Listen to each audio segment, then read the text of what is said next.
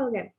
Hi, hello, welcome. This is my quick little tutorial on the anatomy of the back region. And right now we're looking at the posterior side of the back or the back of the back.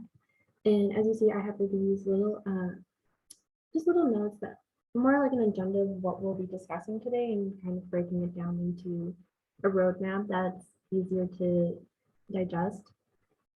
So we have the extrinsic muscles. So we have like the superficial ones, and it's kind of like going in order of how I'll be doing this. So we have like the trapezius, latissimus dorsi, and so on, and then a little bit deeper. So we have the serratus muscles, and then over here on the right side, we have the intrinsic muscles. So they're a little bit more superficial, intermediate, and deep. And I'll be going over those a little bit more in depth. And I couldn't find a laser pointer on the 3D anatomy, so I enlarged my cursor. Hopefully it's more helpful than distracting. But let's begin. So let's go over the extrinsic muscles. So the box over here in the red. Right now we have the trapezius highlighted, or at least the transverse part of the trapezius. And this is an arrowhead shaped muscle, or at least I think it's shaped like an arrowhead. And it's innervated by the accessory nerve, and it's supplied by the transverse cervical artery. And it does a lot for us. So it's a really good muscle to have. Moving on, we have the latissimus dorsi. It's a little bit lower.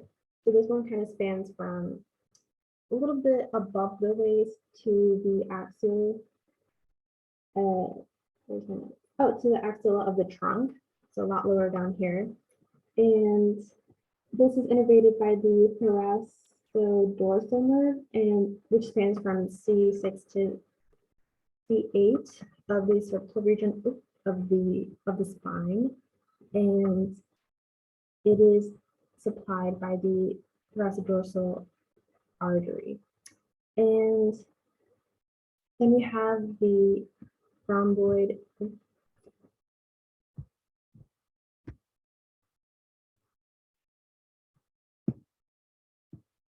All right, we're back in business. So we have the rhomboid minor, which sits above the rhomboid major.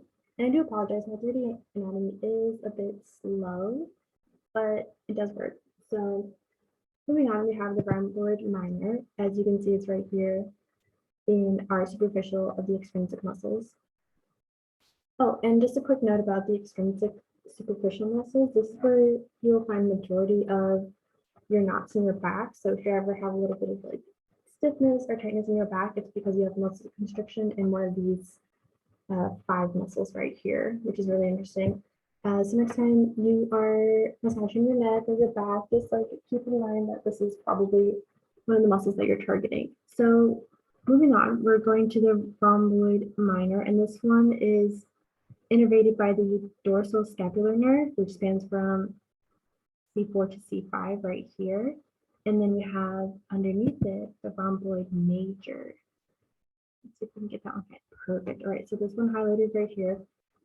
So this one's innervated by the same nerve, and it has the same blood supply as the rhomboid minor, and that would be the dorsal scapular artery.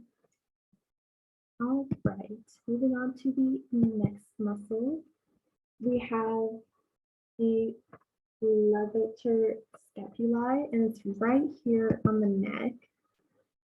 This one is also popular with stiffness and tightness.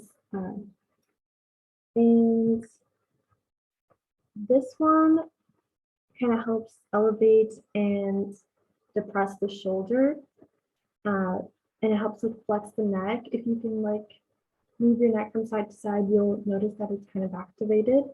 And this one is innervated by some sort of cervical nerves, specifically the anterior rami of the 3rd and 4th cervical nerves, and it's also innervated by the dorsal scapular nerve found at C5. And the arterial supply, that would be the transverse cervical, the ascending cervical, and the vertebral arteries. So a lot of blood supply to this region, which makes sense because it's near the neck.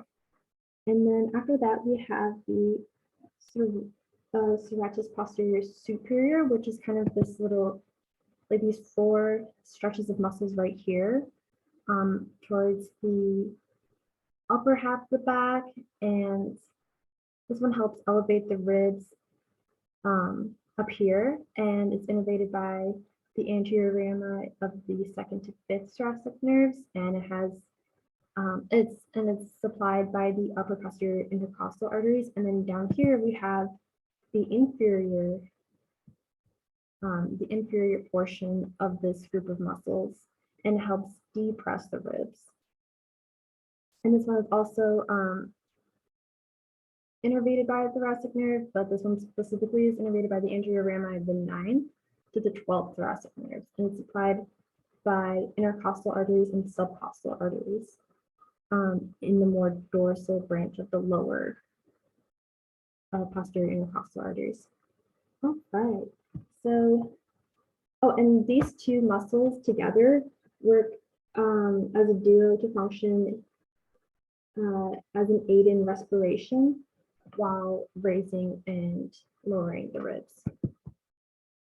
And then we're moving on to our more intrinsic muscles. So we're going to bring it down a layer, and we're going to discuss the splenius capitis, the splenius cervis, or also called the colli, and then we have the erector spinae, which is three muscles known as spinalis, longissimus, and the iliocostalis, and then we have intermediate muscles, and I group these into these two groups to kind of make it easier. And I have this organization, I can't say that I did this myself, I got this inspiration from YouTube, so I can't take credit for it, but it's been really helpful trying to figure out how to study these muscles. So we'll have these two muscle groups that I'll go a little bit more in depth. So if you see some muscles missing, don't worry, I'm going to get to them.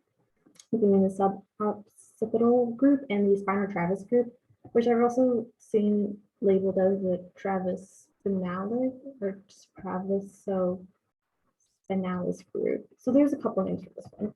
And then we also have these two deeper muscles, but I'll just gloss over one of them because this one is a little bit less active or less important, I could say. So moving on, we are going to discuss the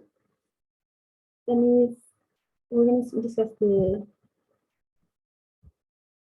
muscle group. Yeah. So let's go to the splenius capitis, which is,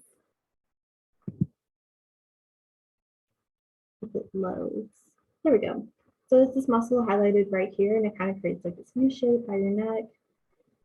And this one, when it is unilaterally activated, it rotates the head, and when it's bilaterally activated, it helps the head extend. So when it's both of them, they kind of help move the head like forward and backwards. And then when it's just one of them, it helps rotate it to that side that it's activated. And this one is innervated by the posterior rami of the second and third cervical nerves, and it is supplied by the occipital and deep cervical arteries, specifically their descending branches. And then here's like, I think the sister, the sister to that first splenius muscle. And it has a very similar innervation and blood supply. So, although this one I think is also supplied by the deep cervical arteries. Oh yeah, which I mentioned. All right, and then moving on to the erector spinalis, or spinae group. So this is, oh, actually, I might need that one. All right, so it's these three muscles right here, if you can tell, and we'll move medially to laterally. So the first one is the spinalis, right next to the column. And it's the most medial three. And this one, oh, the fun thing about this group is that they stretch pretty much across the entire back. So this one helps with extending the trunk, or extending and flexing the trunk. So it is innervated by the thoracic and upper lumbar nerves, and it is supplied by the posterior intercostal, subcostal, and upper lumbar arteries. The next one is the longissimus, and this is hence the name. It's a very long muscle, and this one is really good for also extending and flexing the trunk. And it has a very similar innervation and blood supply as the spinalis. And then the next one is the iliostatus. This is the most lateral of the three. And just a quick note, so they have very similar functions. They all have very similar innervations and arterial supply. So they stretch from the cranium to the sacrum. This is, I know I said earlier that they stretch across the back, but more specifically, they stretch from the cranium up here to the sacrum down here. And then next, we're going to be moving into their intermediate suboccipital group and the spina travis group. So first we have the semispinalis capitis. And I like to think of it as kind of like these two little pedal-looking muscles up here. Excuse me. And these help aid in extension and rotation of the head. So they're innervated by the greater occipital, or also known as C2, and the third cervical nerves. And they are supplied by the occipital, deep, cervical, and vertebral arteries. And the next one is the multifidus, and that's this longer muscle. I think we have to go down a muscle area. Up here. All right, so this is a beautiful muscle. So this one alone stretches from the cranium to the sacrum. And it helps stabilize the vertebral column. So it's innervated by the cervical, thoracic, and lumbar nerves, which makes sense because it's spanning across the entire spine. So it makes sense that it's innervated by every possible or every nerve available. And it's supplied by occipital, deep, cervical, and vertebral arteries, as well as posterior intercostal and lumbar arteries. So again, like same with this innervation, it has multiple sources, or at least like multiple sites of innervation and blood supply. And the next one, going down a layer, is the rotators, which are these little, if you can see these little like notch-like, well, I highlighted the wrong thing. Thank you, but that's not what I was hoping to highlight. So it's like these little zigzag muscles right here. And these muscles, if you can see, have two bellies. So one is called the longus and then one is called the brevis. And it's normally found snug in the thoracic region of the spine. If you can see, like it's ends here and it begins here, but it's not uncommon to see them spreading into the more cervical or lumbar regions of the spine.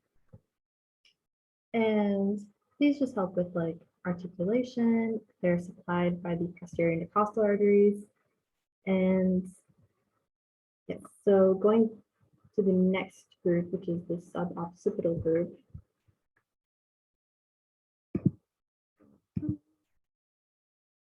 Muscular, perfect. This is my favorite group personally, or at least like my favorite muscle group at the back, because I think it has like a nice, oh, perfect.